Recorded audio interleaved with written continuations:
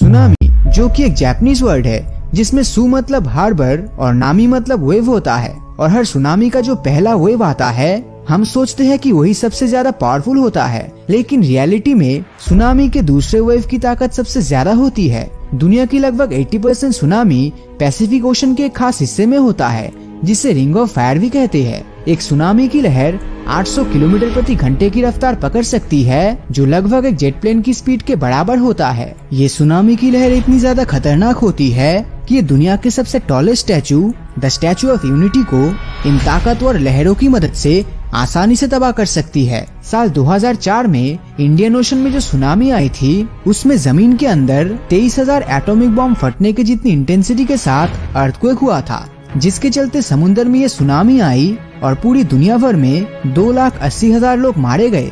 लेकिन क्या आप सभी को पता है कि यह सुनामी इतनी ज्यादा खतरनाक क्यों थी? चलिए जानने की कोशिश करते हैं। सुनामी की लहर समुद्र में उठने वाली आम लहरों से अलग होती है, क्योंकि जहां ये सामान्य लहर चांद के ग्रेविटेशनल पुल और समुद्र के पानी के डिस्प्लेसमेंट से उठती है, तो ही सुनामी लहरों के उठने का मुख्य कारण समुद्र के अंदर आया भूकंप होता है।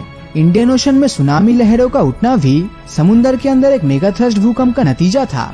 ये भूकंप 1600 किलोमीटर के सबडक्शन जोन में हुआ, जो बर्मा प्लेट के नीचे इंडियन प्लेट के खिसकने की वजह से उत्पन्न हुआ था। इन प्लेट्स के खिसकने से बहुत ही ज्यादा एनर्जी रिलीज हुआ और करीब 30 क्यूबिक किलोमीटर में फैला पानी डिस्प्लेस हो गया था, जिस वजह से पानी के अंदर करीब 5 मेगाटन के पावर की जितनी लहरें बनने लगी, जो वर्ल्ड वॉर 2 में इस्तेमाल किए गए सारे एक्सप्लोजिव की एनर्जी से भी दुगनी थी। अगर हम सभी सुनामी का एवरेज निकाले तो इस दुनिया में हर साल करीब 2 सुनामी आती है और 15 साल में एक सुनामी बहुत ही ज्यादा खतरनाक होती है। अब आप सोच रहे होंगे कि आखिर इंडियन ओशन में आई सुनामी बाकी सुनामी से ज्यादा खतरनाक क्यों था?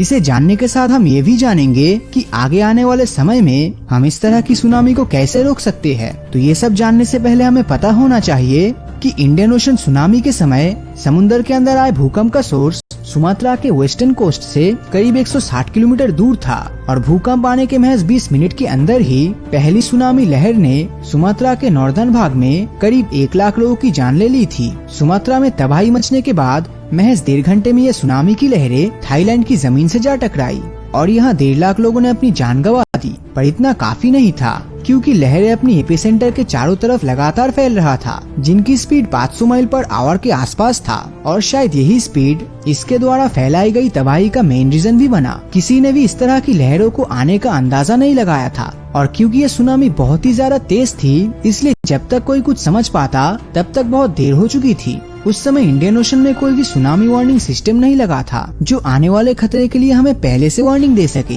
खैर, सुनामी को डिटेक्ट करना इतना आसान भी नहीं होता, क्योंकि वाटर डिस्टरबेंस समुद्र की सतह पर नहीं बल्कि गहराई में होता है, जिन्हें आसानी से नोटिस नहीं किया जा सकता। लेकिन कभी कभी समुद्र के पानी से गुजर रहा कोई जहाज ही इसे डिटेक्ट कर सकता है। अब अगर बात की जाए आने वाले समय में इस खतरे से बचने की, तो याद रहे कि सुनामी की सबसे पहली वार्निंग भूकंप ही होती है। हालांकि इस खतरे को नोटिस करने के लिए इतना काफी नहीं है और इसी वजह से बहुत से जानकारों का मानना है कि अगर समुद्र के अंदर इफेक्टिव वार्निंग सिस्टम लगा दिया जाए तब हम बहुत हद तक आने वाले खतरे को प्रेडिक्ट कर सकते हैं। पैसिफिक ओशन में लगे सुनामी वार्निंग सिस्टम बहुत ही ज्यादा सेंसिटिव है और ये आने वाले सुनामी के खतरे के बारे में पहले ही आगाह कर देता है। अमेरिका द्वारा इस सिस्टम को पैसिफिक ओशन में एक ऐसी जगह लगाई गई है जहां सुनामी का सबसे ज्यादा खतरा रहता है। तो जैसा कि मैंने वीडियो की स्टार्टिंग में रिंग ऑफ फायर का जिक्र किया था, ये सिस्टम वहीं पर मौजूद है। रिंग ऑफ फायर जो अपने ज्वालामुखी और अक्सर आने वाले भूकंप के लिए जानी जाती है और शायद यही वजह है कि अमेरिका द्वारा इस जगह पर इस वार्निंग सिस्टम को लगाया गया है, क्योंकि ऐसी जगह पर अक्सर भूकंप आने की संभावनाएं बनी रहती है और इसी भूकंप से निपटने के लिए डार्ट सिस्टम का इस्तेमाल किया जाता है, जिसका फुल फॉर्म है deep ocean assessment and reporting of tsunami. ये सिस्टम 3 हिस्सों में बटा हुआ है। पहला है प्रेशर रिकॉर्डर, दूसरा है सरफेस बॉय और तीसरा एकॉस्टिक ट्रांसमिशन लिंक। इन तीनों में सबसे पहला काम समुद्र की गहराई में लगे प्रेशर रिकॉर्डर का होता है, जो वाटर प्रेशर को मॉनिटर करके उसका डेटा एकॉस्टिक ट्रांसमिशन लिंक की मदद से सरफेस बॉय को भेजता है। अब अगर कोई बड़ी लहर तेजी के साथ प्रेशर रिकॉर्डर के ऊपर से गुजरता है जो सामान्य लहरों से ज्यादा हो, तो तब ऐसे में ये तुरंत सुनामी अलर्ट दे देता है, जो सरफेस बॉय से होते हुए सैटेलाइट के पास पहुंचता है और सैटेलाइट इसे सुनामी वार्निंग हेडक्वार्टर्स में भेजता है, जिसके बाद इस अलर्ट को क्रॉस चेक करके वेरीफाई किया जाता है। और अगर सुनामी सचमुच का हुआ तो तब ये आम लोगों तक टेक्स्ट मैसेज के थ्रू ये अलर्ट पहुंचाया जाता है।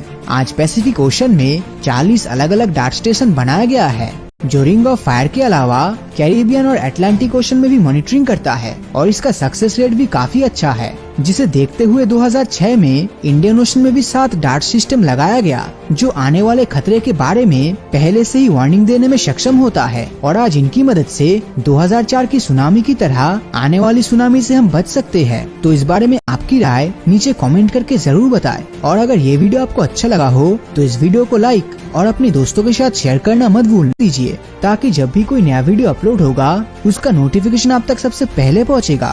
तो मिलता हूँ आपसे अगले वीडियो में, और हमेशा की तरह थैंक्स फॉर वॉचिंग।